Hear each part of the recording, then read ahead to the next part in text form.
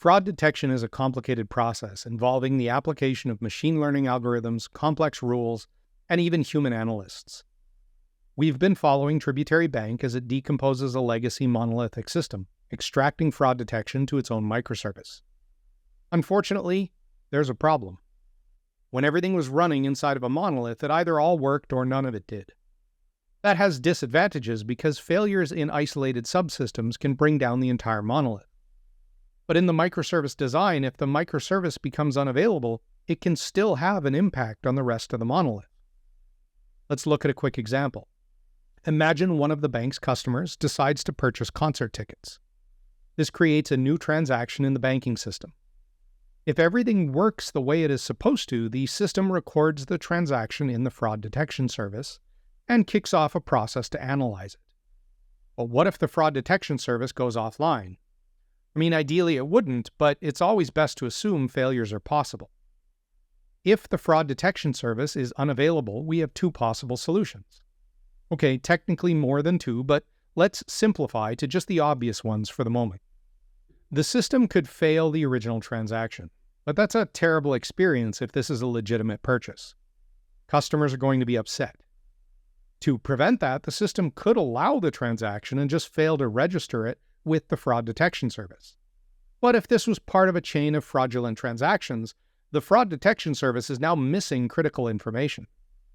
This could prevent it from recognizing the fraud, and again, the customer would be upset. The source of the problem is that the REST calls between the legacy system and the microservice operate synchronously. The call to the microservice has to be completed before the legacy system can move on. Even though the actual processing is done asynchronously, there's still a synchronous component getting in the way. We can resolve this by moving away from REST calls and instead using asynchronous events. When a transaction is processed, the system can emit a transaction recorded event. It contains details about the transaction such as the account ID, the amount, and any other important details. The event is sent to a messaging platform such as Apache Kafka, and once it's there, the original transaction is complete. The customer doesn't have to wait for the fraud detection service to receive or process the event. Now hold on a minute. Did we just move the problem? Before, if the microservice was down, then we couldn't move on. Now if Kafka goes down, we have the same problem. That's true, and yet it isn't. Kafka should be treated like an integral piece of the architecture. Think of it like a database. If the database goes down, odds are nothing works. So a lot of effort is spent ensuring that never happens. The same level of rigor should be put into the Kafka deployment to ensure it remains available. But more importantly, with Kafka, we can centralize our efforts. Imagine a system with 300 microservices, and you have to make sure that each of those services is reliable at all times. That's hard. Comparatively, making a single Kafka deployment reliable is easier, especially if you use a cloud-hosted service like Confluent Cloud. So even though technically the problem still exists, it's easier to avoid it when using a platform such as Apache Kafka. That's not to suggest that this is easy, but you only have to do it once rather than 300 times, and furthermore, as we'll see in future videos, there are ways to ensure the system remains operational, even if Kafka is unavailable. Okay, so let's assume the event made it into Kafka. What's next? The fraud detection service is going to subscribe to the transaction recorded events.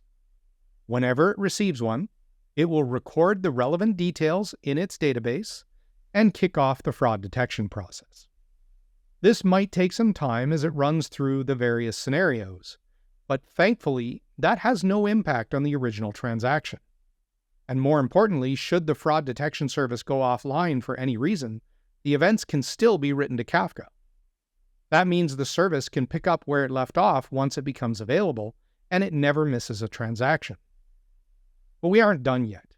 We've solved the problem of how to ensure transactions can proceed even if the microservice is unavailable. What we haven't figured out is what to do if a fraud is detected. Presumably, the bank might want to lock the account to ensure the problem doesn't get worse. But how do we do that if the transactions aren't waiting for a response? The naive approach would be to make a REST call to the microservice to check if the account has been locked. But that only works if the microservice is running. The whole point of this exercise was to find ways to allow the system to operate even if the microservice is unavailable. Our previous solution was to move to an asynchronous event for communication. Maybe we can do that here as well. What if the fraud detection service were to emit an event such as account locked? This event would contain details about the account and the reason why it was locked. The legacy system could subscribe to these events, and whenever it sees one, it could update a flag in its own database.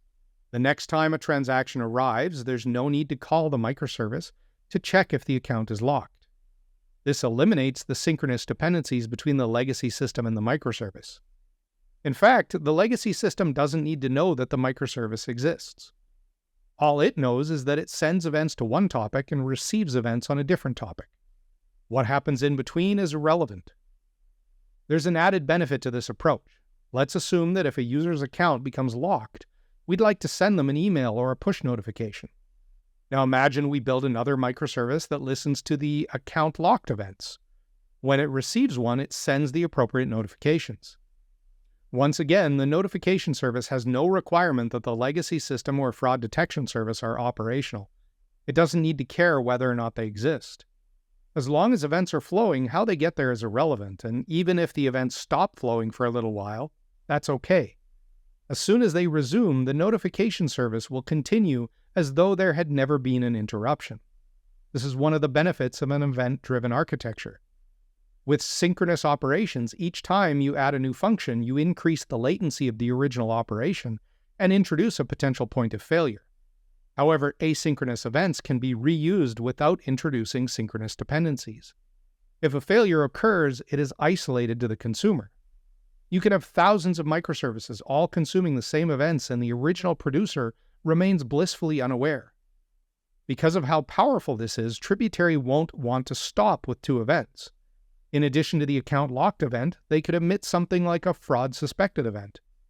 Imagine if the user could receive a push notification warning them of suspected fraud. They could immediately look at the transaction, verify that it was them, and avoid the need to lock the account. Meanwhile, this could emit a transaction verified event or something to that effect. This is the reason why Tributary embarked on this path.